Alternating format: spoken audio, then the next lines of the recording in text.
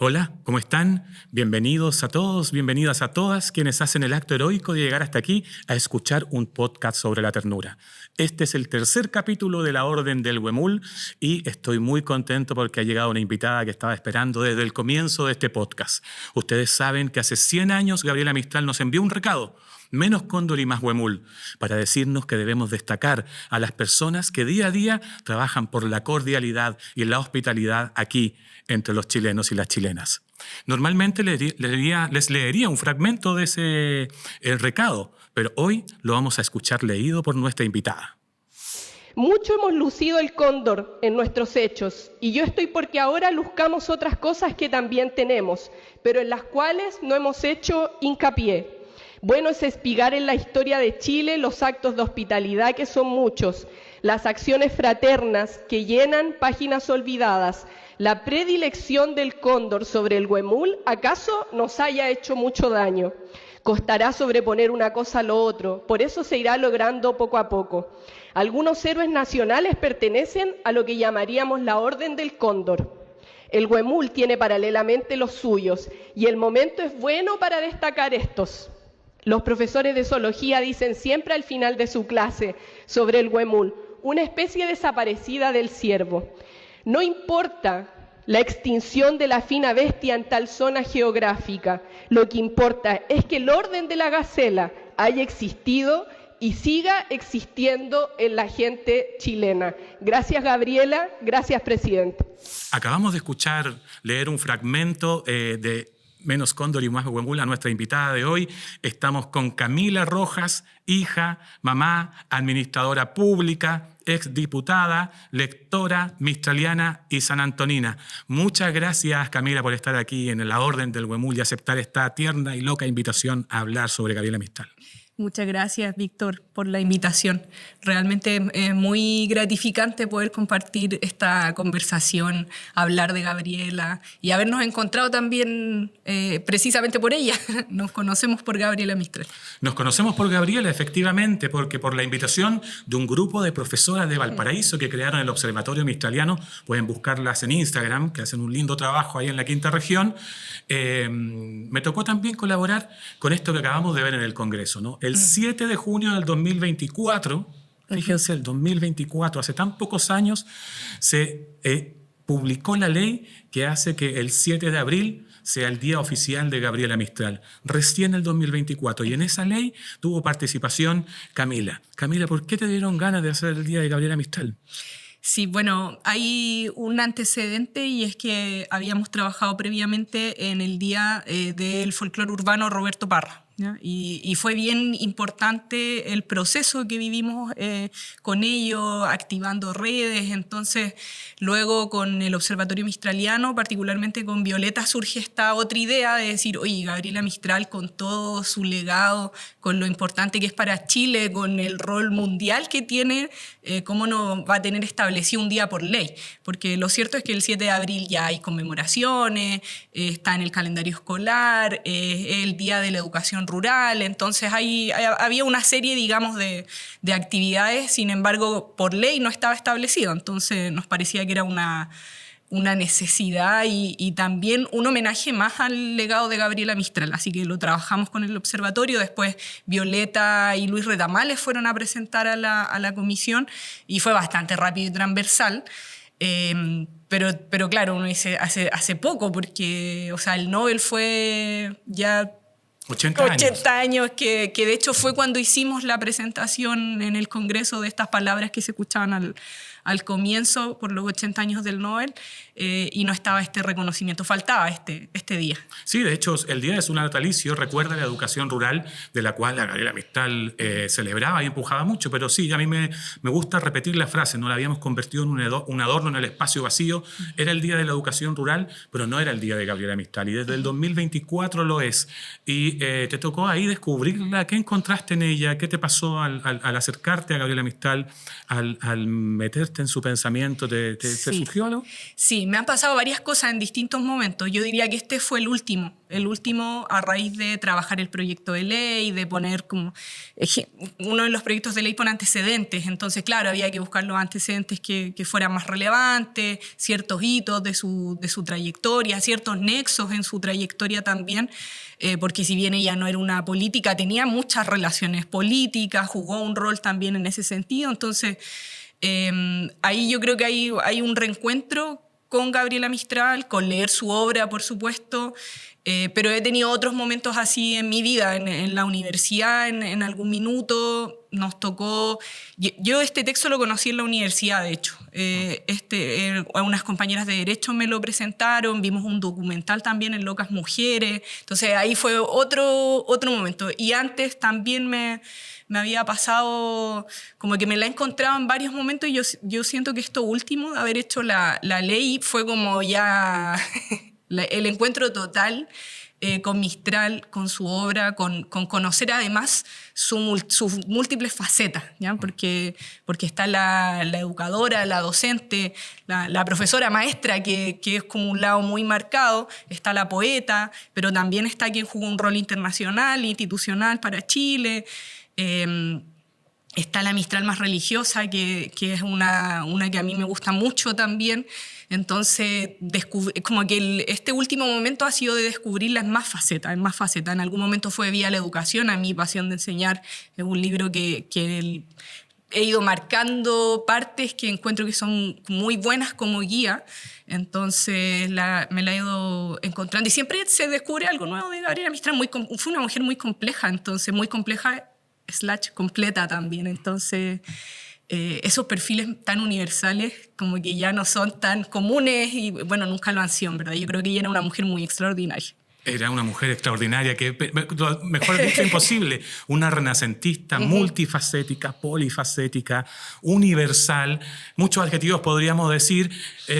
Yo debatiría un poco, porque era intensamente política, no era partidista, porque Claro, era libre, pero intensamente política. De hecho, les voy a recomendar, a mí me gusta recomendar libros a los que están investigando o conociendo a Gabriela Mistral, 7 presidentes en la vida de Gabriela Mistral, un libro donde aparece su correspondencia y sus ensayos sobre presidentes. Ahí lo pueden ver. Pero vamos a ir pronto a la política, porque yo, que siempre parto un poco nervioso, se me olvidó decirles que esta conversación es sobre ternura, liderazgo y política. Vamos a ir navegando por esos lugares. Ya Camila hizo una muy linda introducción de todas las facetas de Gabriela Mistral, y Camila es una mistraliana, y yo voy a ir contándoles por qué, y por eso tenía tantas ganas de entrevistarla. Y voy a partir así. El día de Roberto Parra, el día de Gabriela Mistral, ponerle Manuel Rojas a la biblioteca de... El Quisco. El Quisco. Estás ahí trabajando en un rescate cultural. ¿Por qué te apasiona eso?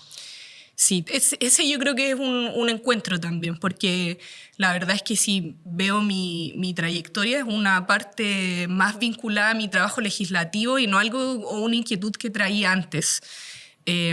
Sí, con la lectura, pero con el arte, con el mundo cultural, fue muy, digamos, trabajada, procesada en este camino precisamente de ese tipo de iniciativas.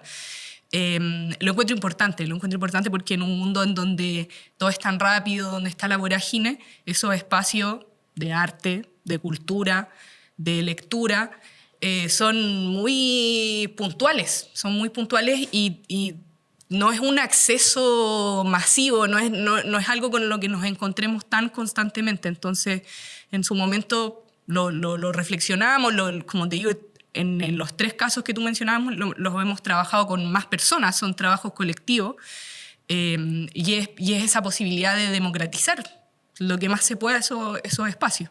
Entonces, claro, ahí la política institucional, en este caso las leyes, también pueden tener un rol, y hicimos ese vínculo y esa posibilitar aquello, ¿ya? Porque uno dice como, claro, un día es algo bien formal y algo bien pequeño si uno lo mira respecto del tipo de leyes que se discuten en el Congreso.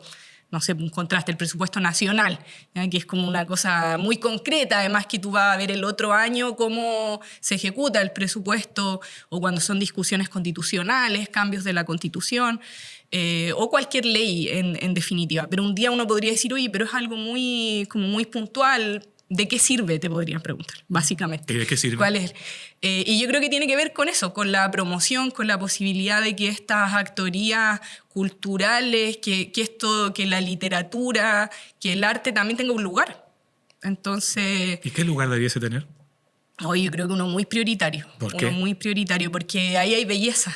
Y conectarse con esa belleza no es tan simple en esta vida de vorágine, del día a día, del ajetreo. Y algo que de hecho a mí me gusta de Mistral y particularmente de sus textos más religiosos o misteriosos, es eso, el vínculo con la belleza. Su lado poético tiene mucho de eso, de la contemplación, de la belleza, de la belleza. O sea, lo resumo en esa idea, como la posibilidad de contemplar, de prefigurar esos momentos en donde podemos contemplar. Y eso no es tan simple de que ocurra en estos contextos. ¿A la política le importa la belleza? Yo diría que poco. Yo diría que poco. No, en ese sentido el menos cóndor, más huemul es muy al clavo. Y a mí me pasa que cuando lo leímos en el Congreso, y obviamente yo lo había leído antes y me tocó releerlo, que encuentro que es muy al callo, pero que además es muy de este tiempo también, pero está escrito hace 100 años, entonces lo encuentro en ese sentido... bueno, eso es la trascendencia también de alguien como Gabriela Mistral, por haber escrito algo hace 100 años, pero que hace pleno sentido hoy. O la tragedia de que no la hemos escuchado. Lo suficiente. Lo suficiente. Trabajaste con comunidades para destacar a Roberto Parra, para destacar a Manuel Rojas, para destacar a Gabriela Mistral. ¿Hay algo en común entre esos tres nombres tan importantes? ¿Algo te quedó de hacer ese trabajo comunitario, de darle un lugar a estos artistas?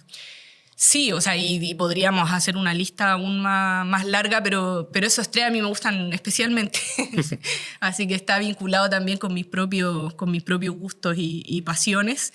Y yo creo que hay algo común que quizás que a lo mejor puede sonar contradictorio con lo anterior respecto de la masificación de la cultura, de los espacios culturales, pero yo creo que son muy populares de su preocupación por lo popular, de su preocupación por escribir y que esa escritura fuese algo leído de manera masiva y no para ciertos circuitos, pero también escribir sobre el mundo popular. O sea, yo creo que eso hay ahí un eje común muy importante. Son tres escritores que les importa el pueblo chileno. Qué bonito eso. Sí, y de hecho creo que es una buena definición decirlo en esos términos de manera muy directa. Lo popular, el pueblo de Chile. Les importa el pueblo de Chile. A Gabriela Mistral le importaba muchísimo el pueblo de Chile. Vamos a volver a eso un ratito más porque vamos a volver a la política. Pero quería ir por el primero de los conceptos de hoy, que tiene que ver con el liderazgo. Pero déjame, porque Comisión de Educación, de Pesca... trabajando con cultura, yo veía tus redes sociales tan activas, y yo decía, uy, qué pasión esta será la juventud, pero después escuché un podcast en el que hablaba de que en el colegio estuviste en el coro, en la pastoral, en el centro de estudiantes, aprendiste a tocar trompeta en el taller de pintura, y decía, yo era como un poco canapé, me gusta todo. ¿De dónde viene esa pasión por hacer cosas? Sí, yo claramente cuando tuve esa conversación en donde decían un poco canapé, yo le he dado vuelta a eso, como a qué es lo que realmente me gusta o qué es lo que realmente me llama, y yo creo que tiene que ver harto con la posibilidad de estar con personas, de compartir con personas, de crear espacios en donde hay organización. Como que a mí lo que de verdad me apasiona es la organización. Entonces creo que eso se conectó muy bien con estas posibilidades. Como gente que ya estaba organizada o que se estaba organizando, que encontraba un problema común, una necesidad común, por ejemplo, de relevar el legado de Gabriela Mistral y no reducirlo a su rol más como la madre de Chile, sino ir más allá. ¿Ya? Porque también puede ser, también lo es, pero que no es solo eso. Mucho más entonces, que eso. Sí, no es... Entonces ahí había una necesidad, había un problema común y por lo tanto, en ese sentido yo... En ese caso, en mi rol de legisladora, era como, aquí también podría haber una beta. Pero es a raíz de organización. Como me gustan mucho las organizaciones, me gusta las organizaciones las componen personas, entonces como ese encuentro de decir, acá hay que hacer algo, hagámoslo juntos, juntas. Yo creo que eso es lo que me mueve. ¿Te gusta hacer con los demás? Me gusta hacer con los demás y pucha, eso puede ser distintos trabajos en equipo, como tocar trompeta en una comparsa o hacer un proyecto de ley con el Observatorio Mistraliano u otros. ¿Tocas trompeta en una comparsa? Sí, en San Antonio. En San Antonio, En ya Cerro Alegre. vamos a llegar a eso. Mira, hay un texto en este libro que es Pasión de Enseñar. Que es hermoso, que la está acá, edición. sí, de la editorial de la Universidad del Paraíso, en el que me tocó trabajar y es parte de toda esta conversación, que se llama El sentido de la profesión. Y conversábamos con Tomás Recart en el capítulo número 2, estamos en el 3, gracias por escucharnos, que Gabriela Mistral le pone muchos nombres a Dios. Y uno de mis favoritos es Maestro de los Oficios. Y encuentra que hay un momento sagrado en que uno se encuentra con su propio oficio. Y a mí me gustó escuchar en un podcast que tú estabas en el colegio, eras un poco canapé, estabas en todo, pastoral, coro, pintura, ¿no? Música, y de pronto te encuentras con esta carrera, ¿no? Con tu vocación de administradora pública. ¿Y qué pasó en ese momento? Cuenta. Sí, bueno, primero es que encontré un papel grande que una profesora repartía y salía en las carreras, y administración pública estaba en otro color, porque estaba solita en ese tiempo era un instituto, ahora una facultad, y ahora tiene 2 carreras, así que no está sola. ¿Cuál es la otra carrera? Ciencia política. Ah, ya, pero sí, cuando sí. yo la vi en este tríptico, aparecía sola. Y la leí y consideré que el perfil que ahí se mencionaba era yo. ¿Por qué? Cuéntame No, eso. porque decía como orientado al servicio público, trabajo con las organizaciones, estudio del Estado, de cómo en definitiva el Estado se organiza, el Estado funciona, y todo eso me pareció que era, pucha, como que básicamente está predestinal. Y dije, ya voy a estudiar esto. Y lo leí, lo vi en ese momento, y administración pública no digamos, dentro de las carreras tradicionales no es tan reconocida. A mí todavía hay gente que me dice, oye, ¿qué es ser administrador público? Como que no es como ser médico o abogado que se explican por sí solos. Pero me gustó mucho. Y luego también está vinculado con las organizaciones, con el estudio de las organizaciones, de la organización del Estado. Entonces creo que tiene ese vínculo con esto base en mí de interés como de los grupos humanos, de cómo se organizan. Con lo público. Con lo público. Pues yo quería que, gracias porque contaste ese momento en que sentiste el llamado, ¿no? Fue aquel acto íntimo desarrollado sin fiesta en el que ustedes decidieron verticalmente de la profesión o el oficio que adoptaban. Solemne de veras les parecerá a ustedes más tarde aquel día, igual a todos en apariencia, cuando respondieron al maestro de los oficios con el santo apelativo profesional: ingeniero, médico, químico, profesor, abogado, administradora pública, ese título que sentiste ese llamado, pero en el podcast usaste otra palabra, que eras tú, porque era... ¿Te acuerdas, no? A ver. Decía, ahí yo vi que podía ser líder. Ajá. ¿Y te sientes líder? Sí, me siento líder. ¿Qué es el liderazgo para ti? Creo que tiene que ver harto con responsabilidad. Lo voy a poner al tiro en su versión de responsabilidad, porque significa asumir una responsabilidad y saberte... No en una cuestión en solitario, no lo quiero poner en ese sentido, sino de trabajo colectivo, pero en donde tú ejerces un rol de mayor conducción, de orientación, de convencer también muchas veces, y creo que en ciertos momentos de mi trayectoria, por decirlo así, es evidente que estoy ejerciendo un liderazgo. Ya puede ser un liderazgo más social, más político. Entonces sí, creo que está como esa característica. Ahora, en otros momentos aún le toca también no ejercer necesariamente el liderazgo y sí estar en la organización. Pero claro, o sea, en las organizaciones generalmente hay liderazgo. Entonces... ¿Sí? ¿Y cuáles serían tus características como líder? Características como las líder. tuyas, ¿sí? Voy a partir por una que quizás no es tan... no es tan políticamente correcta, pero que creo que es medio innata en las personas que ejercen liderazgo, que es ser mandón, que es ser como tener cierta conciencia de orden. Y yo creo que un buen líder va matizando esas características, pero yo creo que las tengo muy presentes. Y que con mayor conciencia y con disciplina también, claro, dice como, no solo se puede ser eso, porque eso no es suficiente, como yo creo que y lo quiero distinguir, porque yo creo que esa característica está presente en muchos liderazgos, pero quien sabe matizarla es quien puede ser un buen líder, ¿ya? Porque si no, puede ser un líder autoritario, básicamente. Entonces, como esa capacidad de escuchar, de dialogar, yo creo que también está bien presente en mí. Además de innatamente ser mandona y ser más bien controladora. Yo intento calmar esos lados del cóndor, pasión, que vamos a poner aquí. El lado del cóndor. Si todos tenemos un cóndor, sí, y un huemul adentro, y hay que aprender, claro, a poner el huemul por delante, porque la pasión es así, también la pasión empuja, y hay mucha pasión en ti, pero hay una pasión cordial, ¿no? Hay una cordialidad, hay una ternura que uno puede presenciar si uno ha subido unos videos de las personas que han trabajado contigo después de dejar el Congreso, y todos destacan tu cordialidad, ¿no? Todos destacan tu serenidad. Fíjate que Gabriela Mistral escribió el prólogo del libro de Eduardo Frei Montalva, Política y Espíritu, y escribió el recado para Eduardo Frei.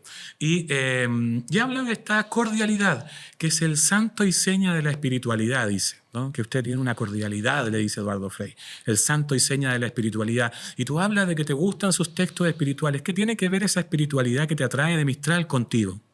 Bueno, yo creo que es precisamente eso, como un llamado a ser más consciente también y a ser consciente en el sentido más pleno, digamos, y por lo tanto a que cuando esas otras pasiones, que a veces son como naturales, entre comillas, que están ahí presentes, se equilibran también. Yo creo que en Mistral uno encuentra mucho de eso también, de armonía, de equilibrio, de ese como llamado a estar en una situación de equilibrio, de armonía, de tranquilidad. Y yo creo que el espacio político, institucional, no es mucho eso. Entonces hay que ocupar harta energía para precisamente lograr eso, esa nivelación, digamos, como que un espacio mucho más lleno de cortisol. Entonces, a mí los textos más espirituales o religiosos de Gabriela Mistral me entregan eso, como mucha paz. Sí. Y encontrar eso precisamente sirve para equilibrar y para tener una actitud, digamos, más cordial. Yo creo que parte de eso es algo que una vez nomás, como que no le he dado tantas vueltas. Pero si hay alguien que me ayuda a esa tranquilidad, es la lectura, y particularmente Gabriela Mistral dentro de esas lecturas. ¿Recuerda Tiene unas cosas muy de ella. De hecho, no traje una marcada porque me encanta. Adelante, por favor. Sí, hay una que se llama Sustento y dice: me sustento de ti, hermosura del mundo, en la mañana y en el mediodía, y el verso que calienta el pecho. ¿Cómo vivirán los que no beben hermosura? Me muriera si un día no reventara una rosa, si una tarde no hubiera alguna nube bordada de oro en el cielo, y si al anochecer no encontrara en mi corazón la gota de miel de la canción cotidiana espesada con las ternuras del día. Mira qué bonito. Las ternuras del día, la belleza. Sí. Qué triste vivir una vida sin belleza. Y leer eso... Sin belleza, sin ternuras. Sí.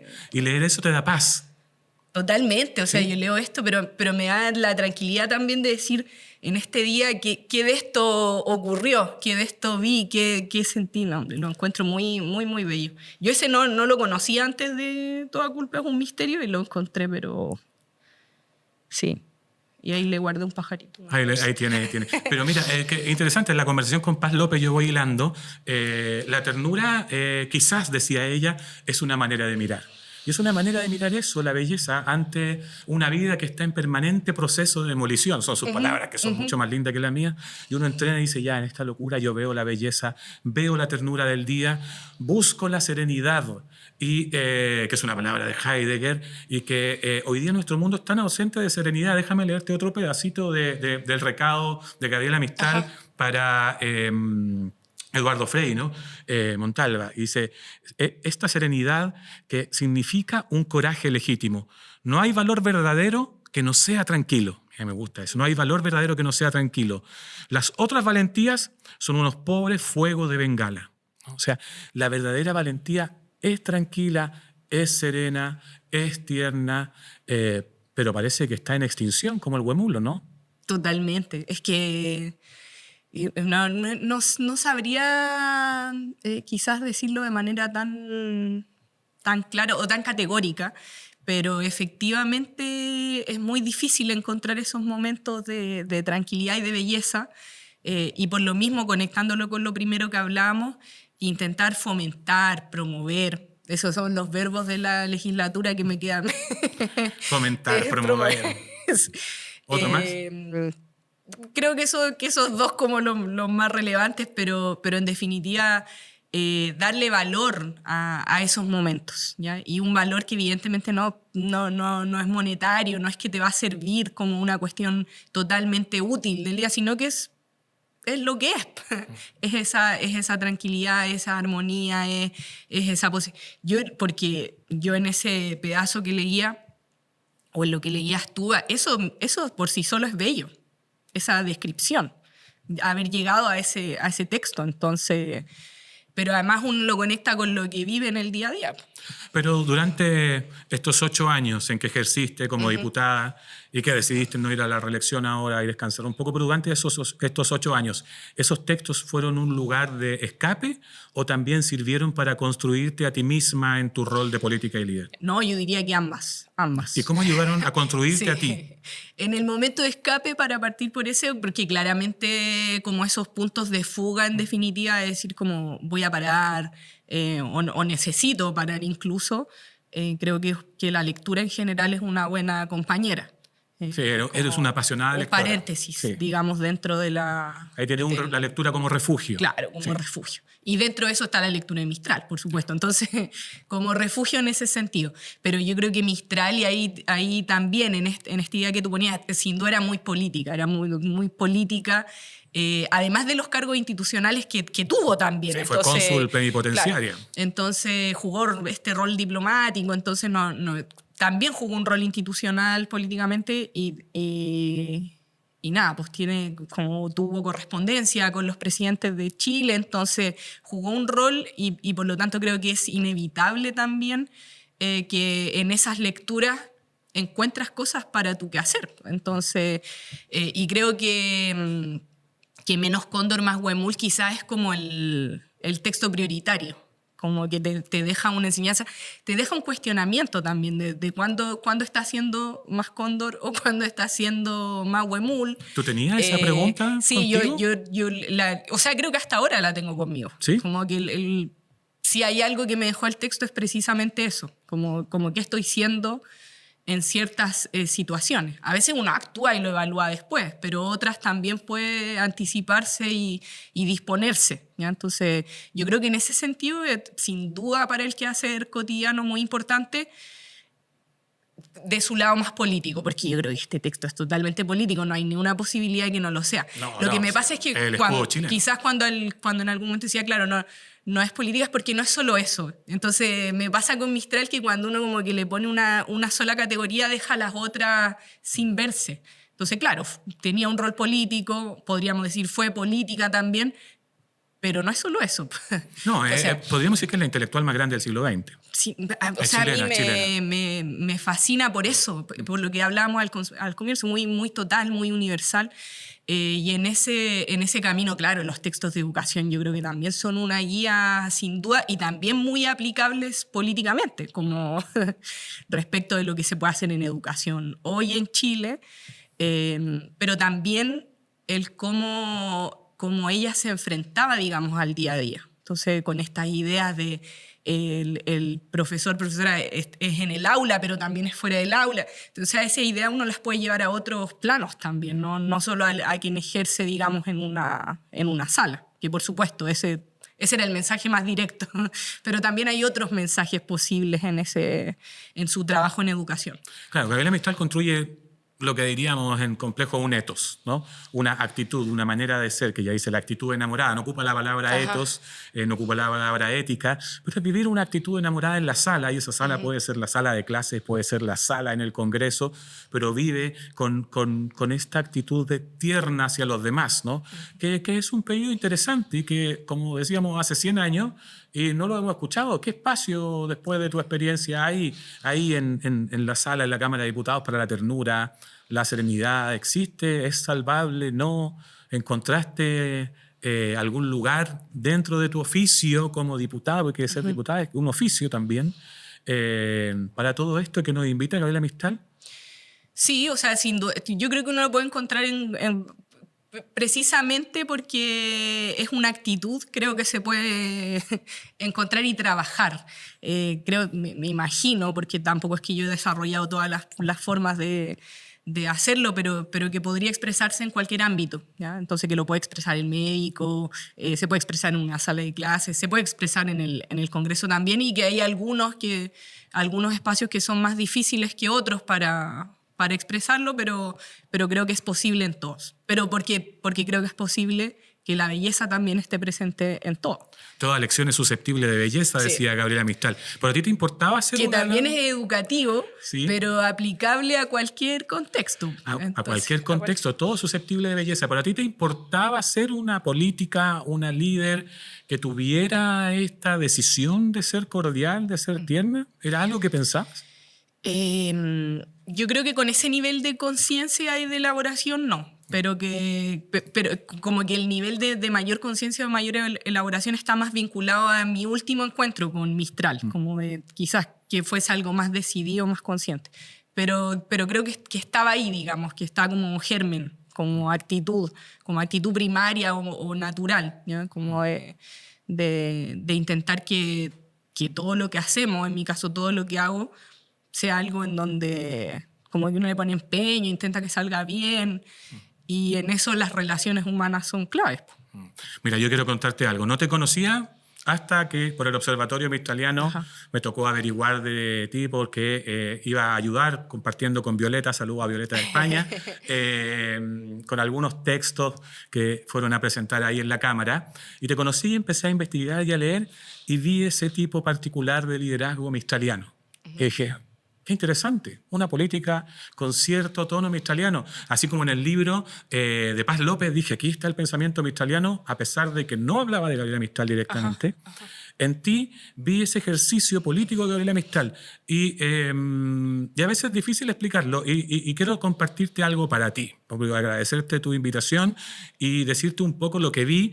A mi hija acaba de cumplir hace poco 12 años y me pidió de regalo este libro que está acá, que no sé si se va a alcanzar a ver, que yo se lo voy a mostrar. Dice La sabiduría del Japón antiguo en 60 palabras. Y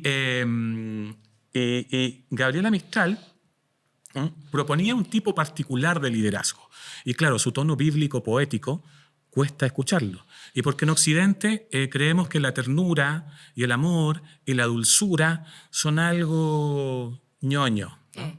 Pero ahí la Mistral no hay ñoñería en esto. Y en este libro que me pidió mi hija encontré este concepto que es Yin, ábrete camino mediante un corazón lleno de bondad.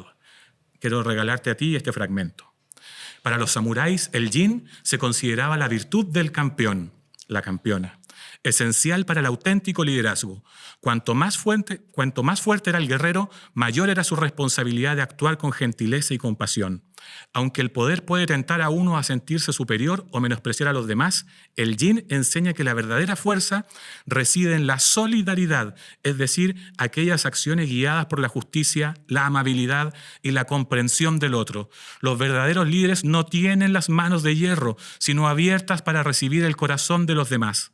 Reflexiona sobre tu propia vida. ¿Dónde puedes liderar con benevolencia hoy?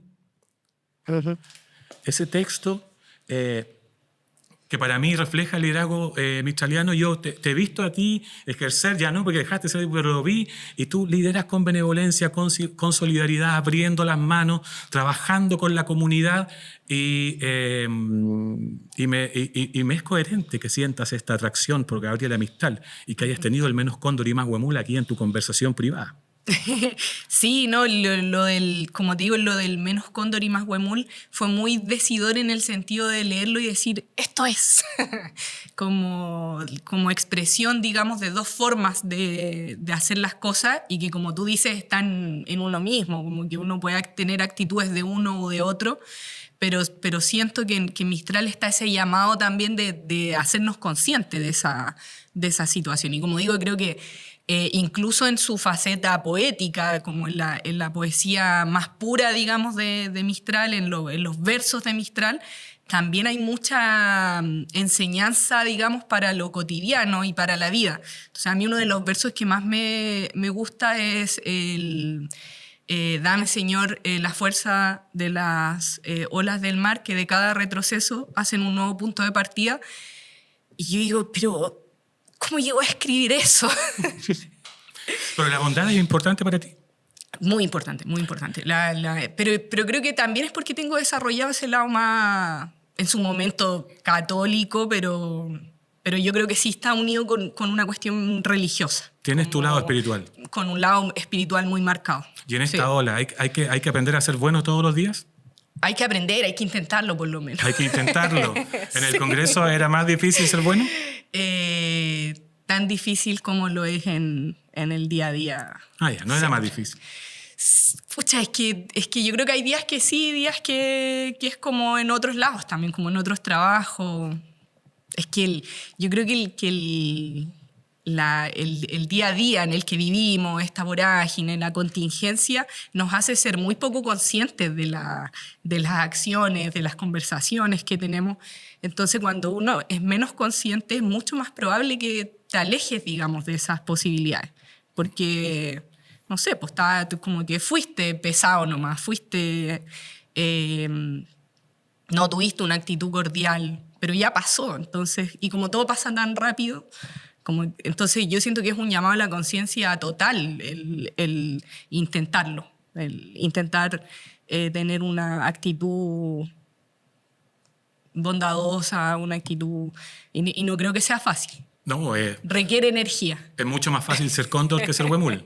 Sí. Y es una decisión ser bueno. Yo decido ser bueno. No sé si tú decides ser buena. Lo intento. Lo intento, eso sí.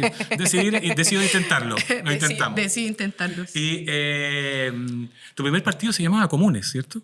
Sí, como partido. Sí. Fui de izquierda autónoma antes, por eso le... Ah, ya. Pero es que Comunes es un nombre lindo. Yo no sé si le dieron esa vuelta etimológica. ¿No? ¿Lo vieron alguna vez? Sí, en su momento cuando decidimos que fuera Comunes tenía hartas razones y a mí, por nombre, digamos, el lejos el que más me ha gustado porque yo en este trabajo de preparar dije, ya, porque ahí está espiritualidad, ¿no? Ahí hay una búsqueda en ti hacia la comunión con los otros, ¿no? Y munus, ¿no? Que está etimológicamente en comunidad, en comunes, en comunión, significa en latín... dar, regalo, ofrenda, servicio, deber, obligación con el otro. Es compartir al mismo tiempo un don y una responsabilidad mutua. Tenemos un regalo que nos obliga el uno al otro. Y eso es muy lindo, porque la verdadera comunión no es por interés, sino es por la capacidad de dar y recibir y de responsabilizarnos los otros en una interdependencia.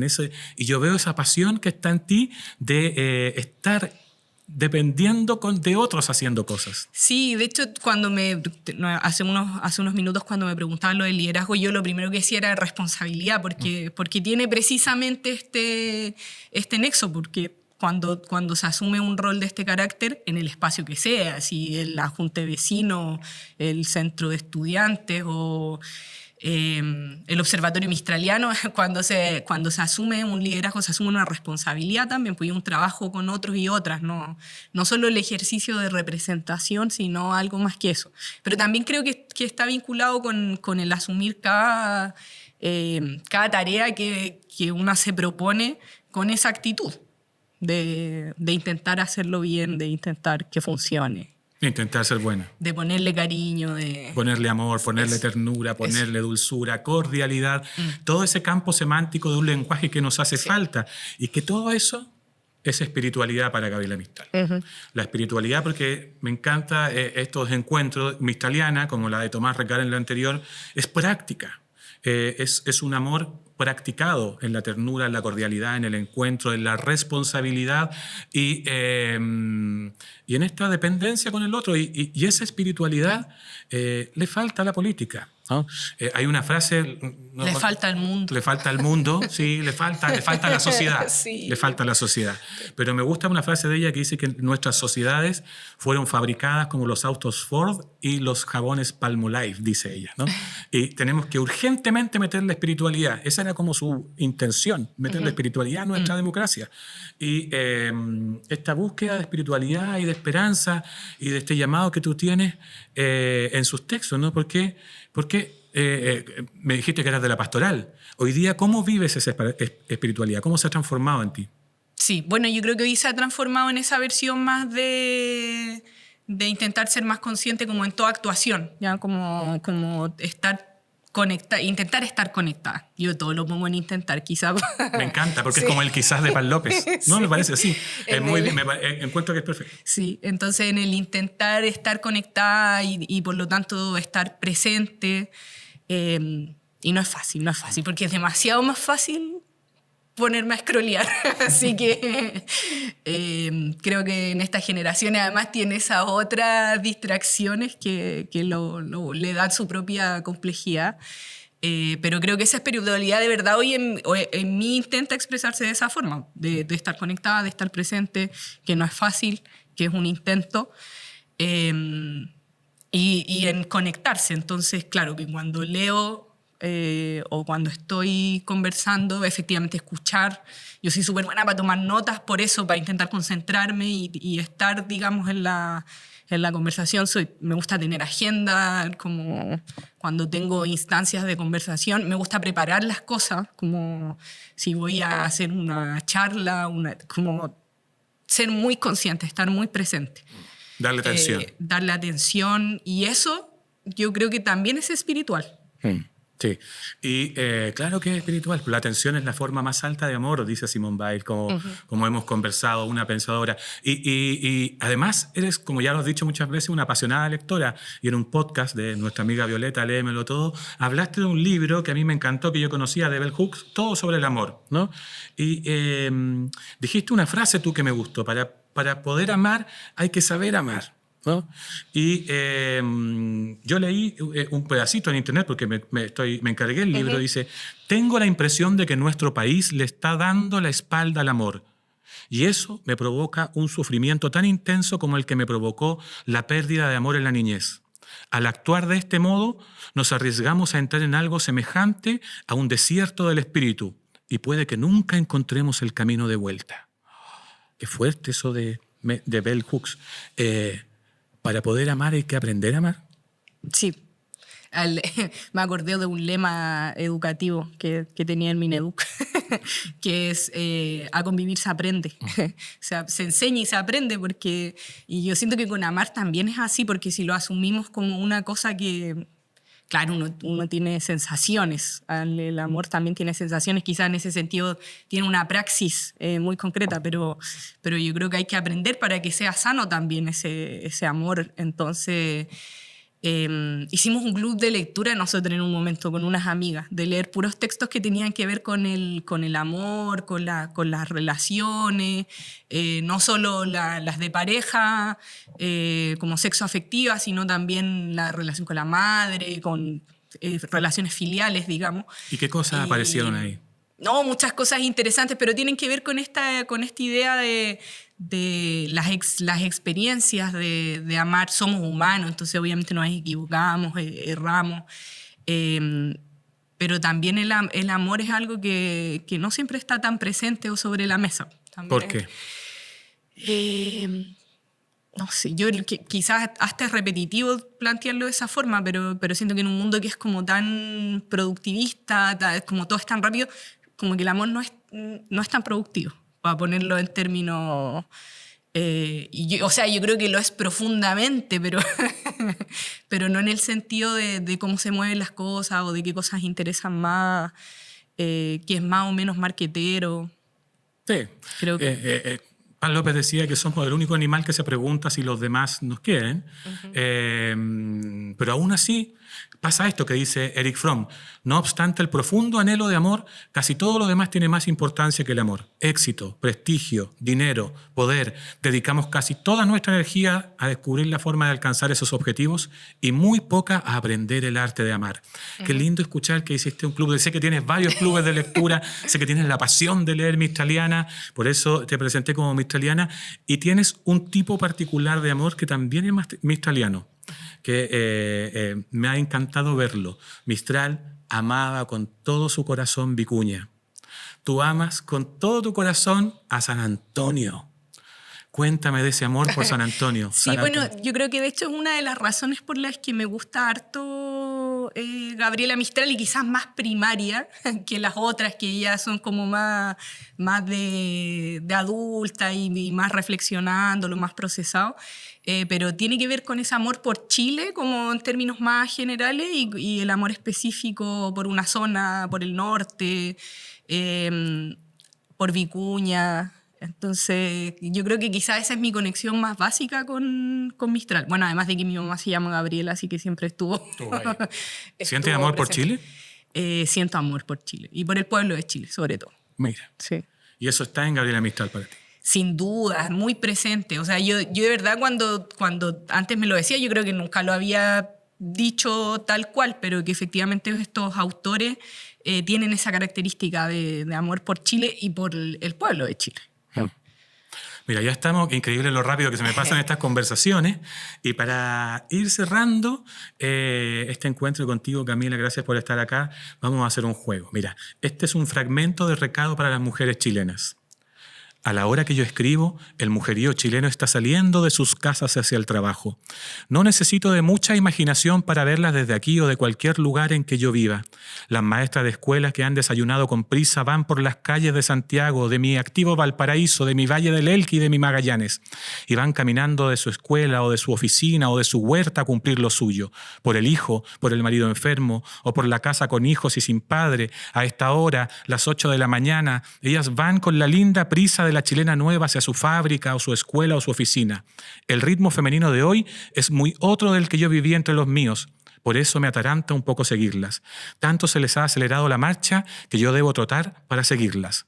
Mi primer recado para ellas es un pedido, el que me cuenten algo, ojalá mucho de su vida nueva que yo no puedo contar. Si no me lo mandan en alguna paginita, no pocas, porque yo se las debo ver y palpar. Estoy haciendo tal vez una mala cosa pidiendo de golpe y porrazo, un favor nada pequeño. Gabriela Mistral pide que le cuenten algo. Si te encontraras con Gabriela Mistral, si tuvieras que mandarle una carta a Gabriela Mistral hoy de ti, ¿qué le contarías? Ay, ¿qué le contaría? Qué difícil, Víctor Berrios, que ángel de profesor, de poner ahí igual.